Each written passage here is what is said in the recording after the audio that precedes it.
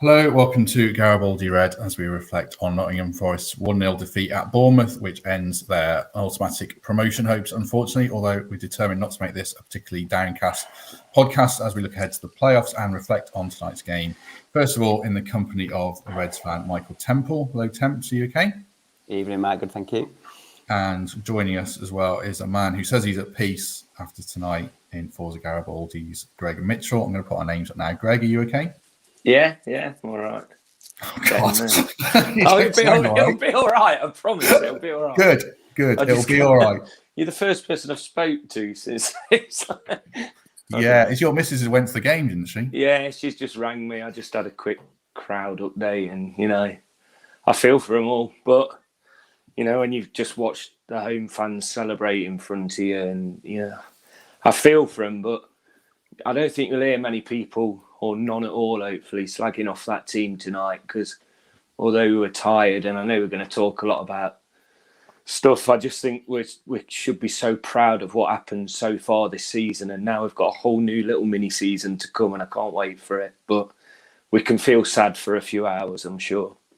Yeah, I turned it off almost on the final whistle. I just wanted to make sure that the Bournemouth players didn't go mental in front of Forest players and spark a riot, although I did see Paul Taylor, my old colleague on Twitter, saying that a few Bournemouth fans got a bit overzealous in their celebrations in front of the Forest fans, which Laura might have said to you, Greg, which is not what you want to hear. But anyway, fair play to Bournemouth. We'll come into it. They were the better team. They scored a good goal. Temps, we'll start with you because I remember talking about the game. One of the things you said was, not unreasonably, they won't go there and die wandering. But I do think maybe, do Forest come back, maybe having died wandering? Will they have regrets about the way they went about it tonight? Yeah, second half for sure. There was no plan B or plan C, was there? The most incisive pass came from the goalie in the dying moment. So, yeah, they'll regret not making the changes that could have brought them back into the game, given them a platform, lack of ball retention. They looked spent, didn't they? There were a few boys out there who were just patched up and pushed out. And on reflection, they'll know that they got it wrong tactically tonight. But as Greg said, how can we sit here and criticise a team that's created this scenario from nothing? The best tweet I've seen so far is that Chris Hughton cost his automatic promotion. So yeah, credit to everyone that's out there. Didn't happen tonight, but I'm not going to sit here and kick their heads in. What about you, Greg? I mean, the second half was just disappointing, isn't it? But like you say, we've got to emphasise you can't be critical of how they've gone about it in general this season at all. First off, we hit the bar. We had a completely legitimate goal ruled out. We had some horrific decisions against us. That first half was probably we were on top. All they were talking about during the break was Forest, and I thought we're a better second half team. I think the officials sat the life out of us tonight. You can't ignore how bad they were for both teams. Again, we've had terrible officials. But that second half, the commentator said we had one touch before the goal in the penalty box. So we were shattered. We were injured, we were battered, we were bruised. We've been ragged all over the pitch without getting the decisions our way. And we look tired. But when we lose games, we come back 10 times stronger, like every other time it's happened on the rare occasions this season. So is Chris Hughton, you've got him in his mind.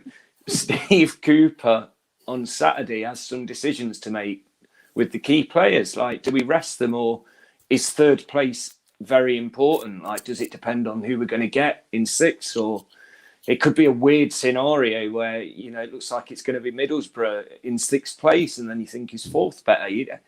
I don't know. The season starts again after 90 minutes on Saturday, and all these feelings we've had the last couple of days are going to come back. Don't know if I can cope with that, but we're going to be the big fish in that playoff pool. We really are, and get this disappointment out of the way quick. Fans, players, everyone, because we can mope about tonight, but it's going to be a special few weeks coming up, and we've got to be ready for them.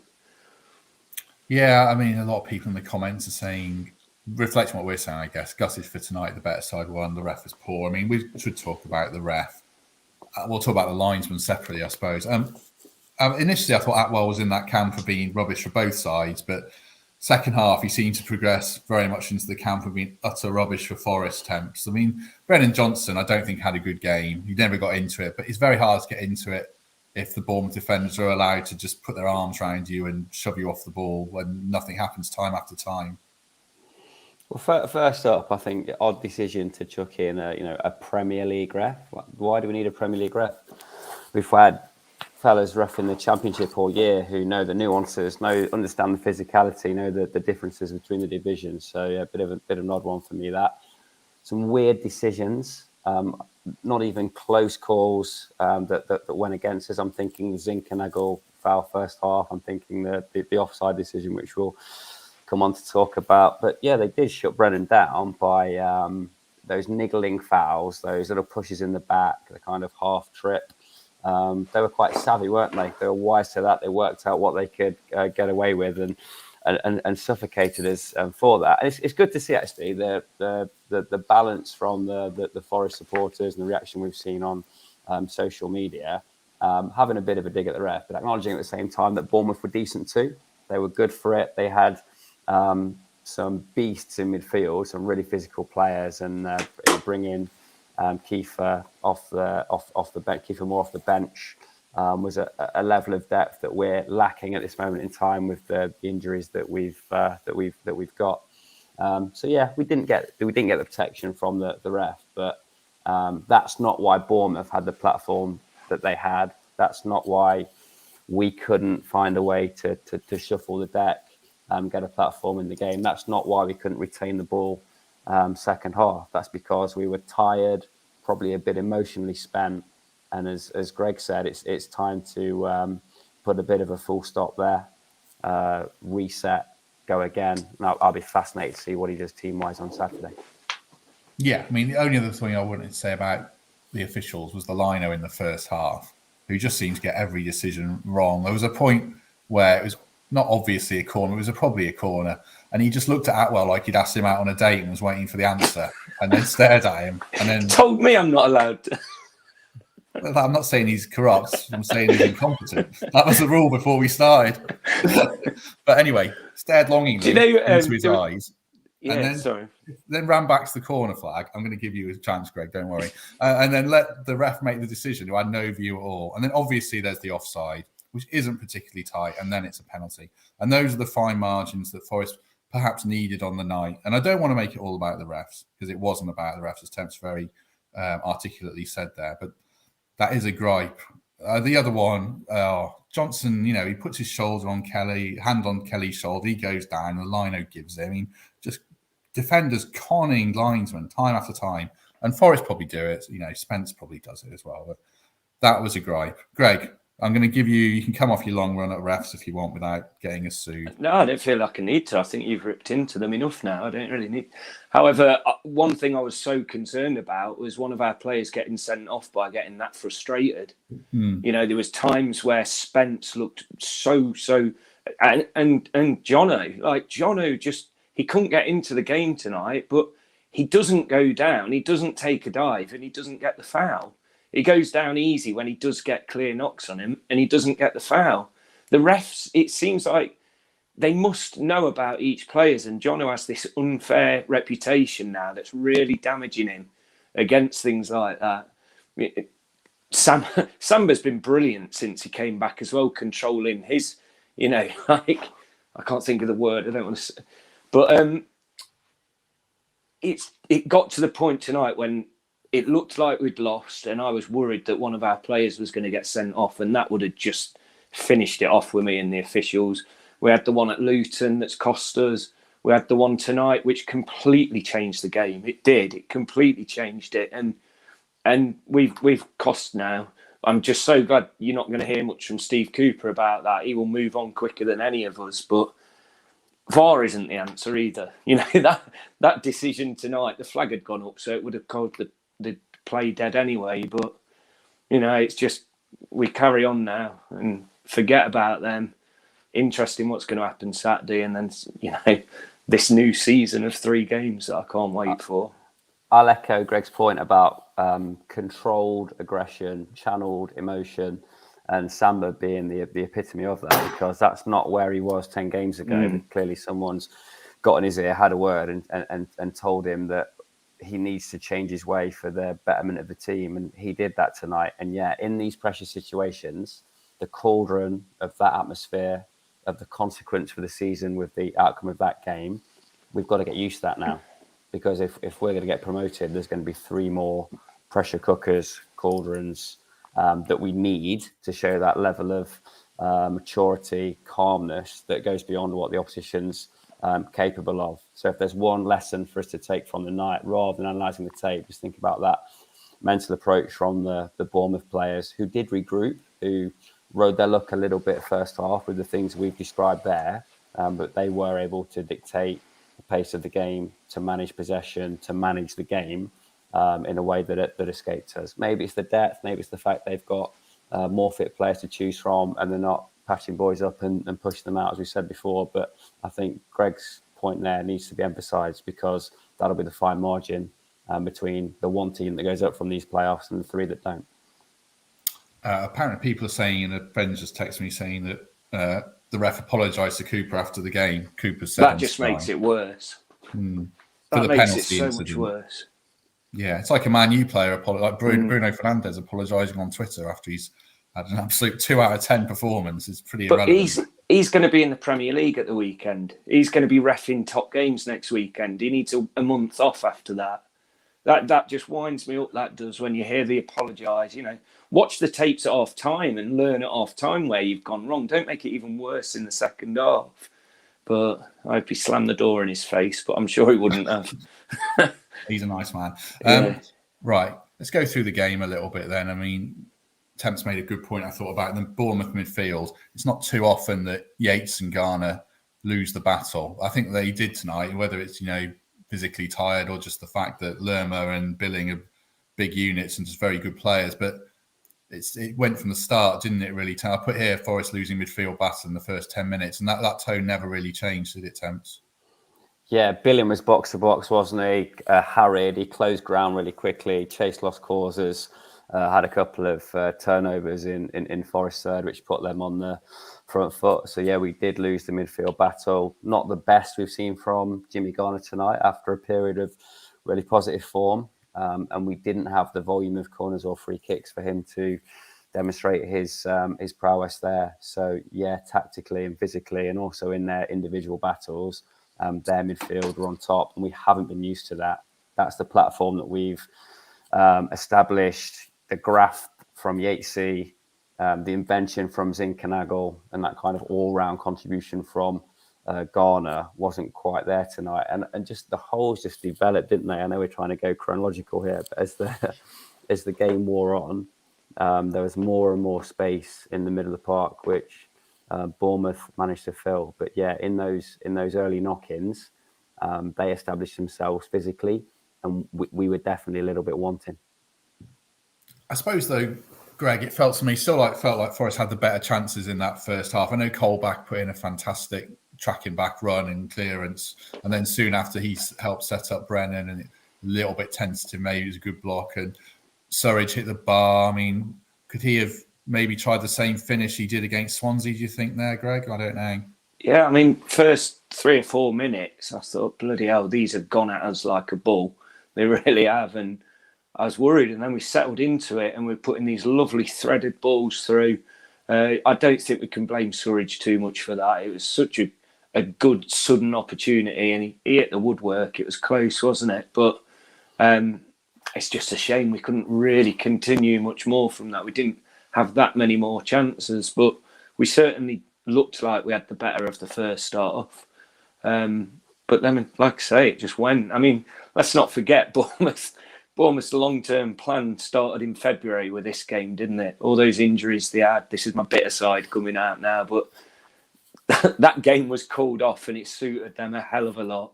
There was never this structural damage. Where were the pictures? But it's worked for them. They played the long game. They could see it from a mile off, and they got some players back, and they did a job tonight, didn't they? So fair play to them. Hats off. But yeah, that second half was weird. We said at half time, me and my dad, that we're a second half team, aren't we? Looking forward to it. I'd settled down. I was ready for like a big showing, and it never came. But I think a tiredness came through. Players surely must be rested on Saturday, or whether he thinks that won't benefit us, keep them going. I think Yates, when you see his shoulder being injured, that's a little bit of a worry, isn't it? And who else? Cook with his head. I mean, what a monster, carrying on, just bleeding for 70 minutes of the game. That's what you love to see, don't you? But did that affect him a little bit? Because he's always the one anywhere in the pitch getting his head on the ball. So surely that affected him. But, you know, he was colossal really again today. Yeah, it's one of them, isn't it? I'm gutted, but I'm a little bit at peace now. It's been such a stressful couple of days, and now this saga's over. We've got an unbelievable opportunity. Obviously, legally, we're not saying Bournemouth deliberately got that game called off in February. No, I'm not legally. I'm just saying, where's the proof? Well, let's give it half an hour, because I think Greg's had his girlfriend doing a structural inspection of the stadium tonight, looking for some damage to a roof panel or something. Stand up these furious claims. Laura's now tearing chairs out of Dean Court or whatever it's called. Yeah, make sure there is structural damage. Probably is, to be fair. Right. Don't want to dwell on the game too much because we don't want to sound too negative. I suppose a couple of important points that probably showed up. Perhaps just that lack of depth around the squad temps at the moment. People saying on Twitter, where's the changes? And you kind of think, well, who are you going to bring on? It cried out for Keenan Davies, and hopefully he's not too far away and we'll get him in the playoffs. But did it just show those little holes that are in the squad when you're chasing a goal, especially? Yeah, and look, it's tough, right? So every minute of that second half, you have to think, is there a positive change I can make that can affect the game? And sometimes the boldest decision you can make is to make no decision and to leave the players that you've picked out there on the pitch. So if that bench had have contained Keenan Davies and he had minutes in him, or if indeed Keenan was in the side and Surridge was there, you'd make a positive change. I do trust Lolly and Martin coming on for impact, but I don't think they're the changes to make on 60 minutes at this moment in time. And the success we've had is because Cooper has backed the players in form and those that have consistently delivered. He hasn't tinkered. He hasn't rotated. The Saturday coming is the first chance he's had an opportunity to do that in a game that, as we kind of debated before, doesn't really matter in the sense that permutations elsewhere could dictate that third or fourth are indeed the best place to finish. So yeah, it did show a slight lack of depth tonight. I'm not going to criticise Cooper because I think his changes, his tactics, his selections have been exemplary all season. He knows the players, the form, the knocks far better than we do.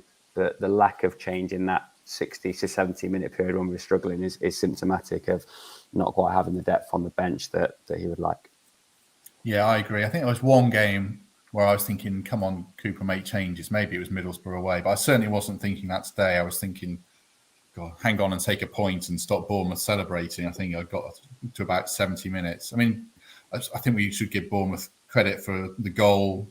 I mean, Kiefer Moore, Greg, it feels like a scourge of Nottingham Forest from his Cardiff days. And it wasn't a header this time, but fair play to Bournemouth. That was a really well-worked goal, wasn't it? Yeah, caught napping. It was clever. And he's a quality finisher, isn't he? So, yeah, fair play. It was their night. But that's, you know, when you get these parachute payments, you get to spend the money they spent in January. This is going to happen year in, year out. So I think all the teams in the playoffs won't have had parachute, will they? So at least there's one going up this year that's not had that, and times are hopefully changing. But it just shows the massive, you know, wharf in money really coming down from the Premier League, and then teams like ours, who, you know, we're currently the longest serving Championship side, aren't we? It's so much harder for us to get up there, and that's why this playoff push, we should be the strongest team in it. It's our biggest opportunity now, and they're going to put everything behind it. We should be playing at home last, shouldn't we? And, you know, history doesn't always repeat itself. We always so many people have got playoffs. Like, it doesn't matter. This isn't the Forest of old. This is Cooper Ball is different, isn't it? He's a just completely different person. He's modern. His players are on a just different level to what we've had before, and it's not going to be like it has been in previous years. So it's time to get behind him now. Saturday's interesting. The clamour for tickets has probably gone as much as it had done the last few days, but there'll probably be a few knocking about. But it'll be good to see some of these fringe players maybe get a run, or he goes all out for third place and says this team deserves it. This is as important a game as any other we've had this season, which I imagine he might go down that route, to be honest. Mm-hmm. Just to add to the point about their goal, that I think that's the one bit of analysis that Cooper will drill the defensive setup on. You have to mark Kiefer Moore in that situation. That's not a lazy left back who's trying to drag a fullback wide. That's a striker who stood 15 yards from a marker, and he hit it first time and found the corner. That defensive setup will be looked at by the coaching staff, and someone hasn't done their job there, and that's rare. We've prided ourselves on defensive solidity from set pieces, and one slip through the net there. And it's, as you said, fellas, it's a boy who's got a bit of a track record against us, and he's come back to curse us today. But he has to be man marked in that position with a free kick in that spot. One thing, there's a comment in the comments, I should say. Surprised to see no criticism of the long ball all game. I mean, that's symptomatic of losing midfield, isn't it, Temps? If you're not putting your foot on the ball and dictating, they didn't dictate the play at all, as we so used to seeing. You end up going long, don't you? Yeah, there was no pattern to it, was there? And when we were forced to go long, we weren't finding feet. The long ball was inaccurate. The ball into feet was pressed by the Swansea defence, and they were just happy to be touch tight, not let us turn. When we did lay it off, we were closed down. There was a period of about 10, 15 minutes where we couldn't buy a touch of the football. And we've got used to that in a sense, haven't we? We did a job on Fulham with 25% possession. But our lack of ability to retain the ball was a concern. And as we said, they won the midfield battle as much as we lost it, because that wasn't the shape, the discipline, the pace, the work rate that we're used to. And we'll come back to this point time and time again. It's because we had far too many players out there who were grafting through a knock. I'll hesitate to say exhaustion, but certainly some fatigue. And they were patched up and out there at 80%, because that's the best chance we thought we had of winning the game or getting a result to take it in the final day. It didn't pay off, but that lack of any platform, incentive in particular, was just so out of character for this Forest side. Yeah, I mean, Bournemouth had like Gary Cahill sat in the stands as commentator. Like the commentator said, they've got 3 players for every position. Obviously, it's great to see David Brooks sat in the stand. He's a quality player, and good to see him back on the road to health. But Bournemouth had the strength and depth that Forest don't. And maybe, I mean, obviously you want to go up automatically, Greg, but the fact that we know now it's the playoffs, and this one extra game that Middlesbrough, Luton, Sheffield United, they don't have that knowledge now that they can potentially rest players. I mean, this whole game it's not the worst thing in the world now, is it? To be able to at least tinker with the squad if he wants to. Yeah, it's a weird one, isn't it? Because you don't want to get injuries, but there's no stress on Saturday now. There's no panic. We should be 3rd or 4th. I don't think we can finish 5th, can we? So I do think it's important that we are at home for the second leg, because we're a very good away side and we can pick up points anywhere or win games anywhere. Not so much points, is it, in the playoffs? But I don't know. I can't decide tonight whether Bournemouth were good or not. I thought they played a lot of long balls, especially in the first half, and the midfield just seemed to be like it was tennis between each defence. But I think we do have a lot to learn from today. And if it is a team like Luton on a similar type ground and pitch, it's kind of happened twice now in the last few weeks, hasn't it, in that kind of situation. So hopefully we've a lot to learn from it. But I don't know, there's just a lot to think about again now, isn't there? It's back to everything's about Forest for the next few days and weeks. I agree, Greg. That internal focus. So forget about who we might play. I know a few people are asking who we'd like to play. Can't control it. So don't make the chat, don't make the prep, don't make the analysis about who we're going to face at this stage. Make it about addressing the things that we've seen go awry, restoring the fitness of the boys that are perhaps running on slightly empty tanks at the minute, and having that internal focus and getting back to a position where we know if we play our game, if our boys hit their straps, if we take the chance when it comes, we can take on anybody, because whatever happened tonight, our form as a playoff team should have others thinking that they need to make changes to accommodate us, not the other way around. So that's what I hope's happening on the Forest coach now, and that's where I hope we get our headspace to before the next game, both as a fan base and as a team of players and coaches.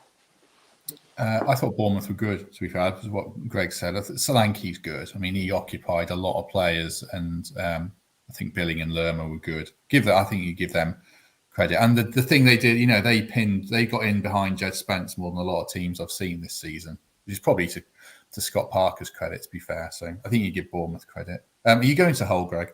Yeah. What do you want to see from Forest fans? I think they're going to. I rang Laura straight after the game and I said, "What's it like?" And they were still walking out the ground, and yeah, she was annoyed with the Bournemouth fans, of course, but I'm sure it'd be a similar situation if we'd have gone up. But I feel like everyone's heads are up. Nobody expected us to be where we are back in November, and we're here now, and I think we're ready. So Saturday, I don't know, bit of a celebration of how far we've come, I'd say.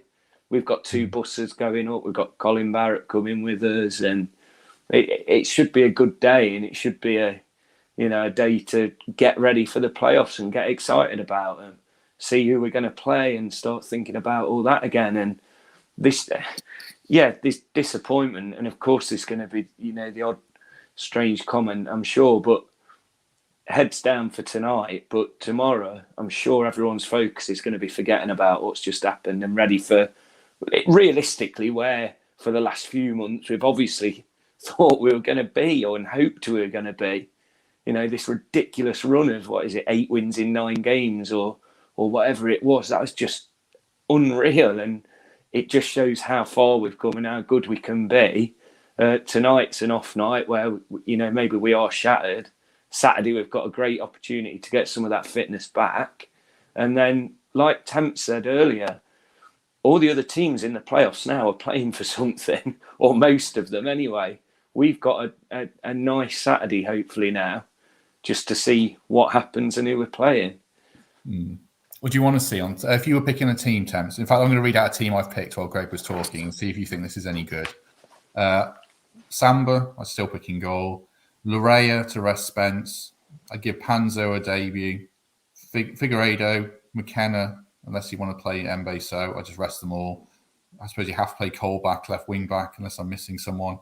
Cafu, Ajada, Mighton, Silva, Lolly. So I'm basically resting anyone that, apart from Samba, and a defender that might start. I mean, am I being too cautious there? I'd wrap them up in cotton wool. What would you do? Yeah, that doesn't feel like what Cooper's mindset would be. I think players like Joe Worrell do seem bulletproof at the moment, and you think they could go on and on. Some players need the rhythm, don't they? And there are a fair few days, obviously, between the final league game and the first leg of the playoffs. What I really want to see on Saturday is Greg in full red and white face paint, celebrating a win on the highlights. That's my picture of success. I'll do it at Wembley.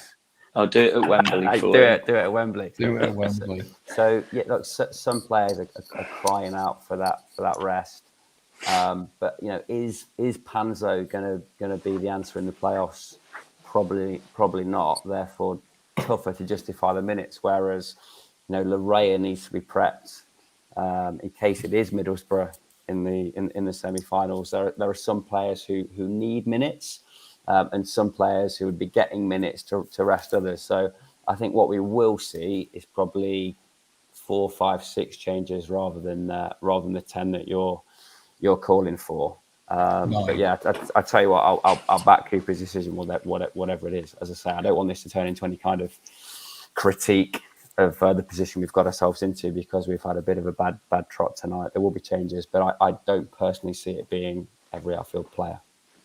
Yeah. Do you have to rest Yates? I mean, obviously Yates is injured potentially, so that's a concern. But Yates and Garner, I thought, did look tired tonight. You've got to give them a rest, have you, Greg? Who was the one outfield player you were keeping in? Well, probably Colback, unless you can think of someone else playing. I think you have to keep the captain playing. I think Worrell has to play. He does not want to be sat on that bench, I'm certain. But Yates took a nasty knock and he never really recovered from it, and it kept showing him. So I think you'd be forgiven for resting him.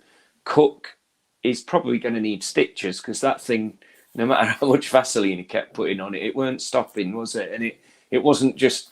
I think he went through 2 shirts in the end. So now you'd expect Yates maybe not to play, Cook maybe not to play, but Figueiredo was absolutely on the same par as those other 3 central defenders. So there is no issue which one drops out for him.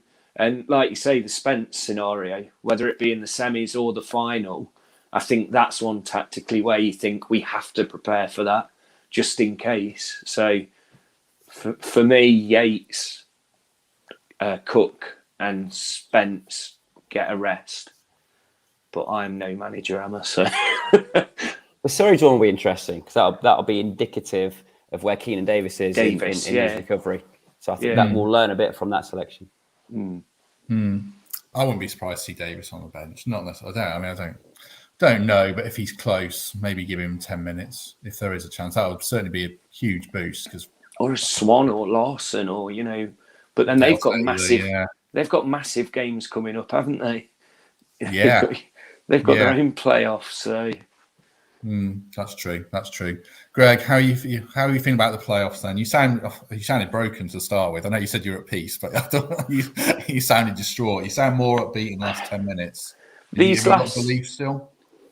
last few days I can't even say it's been enjoyable, has it? It's restless, and being at work today was just not very fun, and it was an anxious time, wasn't it? And I feel like the playoffs is always where we thought and hoped we'd be before this incredible run. So I honestly thought tonight was a free hit that we obviously missed. And the playoffs, we're the team nobody wants. I don't care. Everyone's got injuries. Nobody wants Nottingham Forest. We've been the best team in this last half of the season. And I think over 2 legs, whoever it is, we have the odd bad day, but we don't have 2. And I think over 2 legs, we will really show that we're ready for this. And you look back over previous years, like when Aston Villa just missed out and did it in the playoffs, and I genuinely feel like it's it's written in the stars. Finally, the Wembley experience, and who knows from there. But I'm all right now. I'm fine. I won't be watching any highlights, or I won't be searching through I wouldn't be watching a podcast on tonight. So say that. Please watch this podcast until the end. I don't know. I give it a day or 2, and this city's going to be buzzing again and ready for a massive couple of weeks. Yeah, I'm going to struggle with the playoffs. I mean, I didn't feel nervous until I finished work at 5, and then I said in our WhatsApp group, I ate 5 packs of mini cheddars and kind of walked around the village where I live for about half an hour before I picked my kids up to try and distract myself. But I hate the playoffs. Anyway, how are you feeling about the playoffs, Thames? Yeah, I think me and Greg deal with stressful situations in slightly different ways. And your little Alan Partridge outburst eating Toblerones or mini cheddars or whatever it was isn't my method. What's your method? Go down the gym for 2 hours. Go for a run. Yeah, probably more of that. I mean, look, being around sportsmen work-wise is interesting. Some of them are able to just trivialise the stress of the situation they're in and deliver a performance, whereas others really feel it. I think they'd all benefit from bottling a bit of Greg's positivity and buying a bit of it from the club shop. I think that mindset's great, but Yes, look, some do freeze under pressure. That's not what happened to us tonight. We were physically tired. It wasn't any kind of lack of mental prep. So between now and the playoff games, that's the key for me, that mindset. We know man for man, matches up against 11 boys from any of those playoff contenders, we're the better side. We've got dangerous players all over the pitch. There's probably 6 or 7 of our 11 that have aspiration and the pedigree to become Premier League players at some point in their career. They're all motivated to do it for us. It feels like a moment in time. We know there'd have to be rebuilding if we didn't go up. So this is our moment. Let's make it count. And yeah, we will be bookies' favourites for a reason. No emotion. That's statistical. That's based on the players that we've got. So we've just got to make sure we're absolutely prepared tactically, physically, for that first playoff game. I really don't mind what happens on Saturday. To your point, Matt, we have to use that as preparation for the games that follow.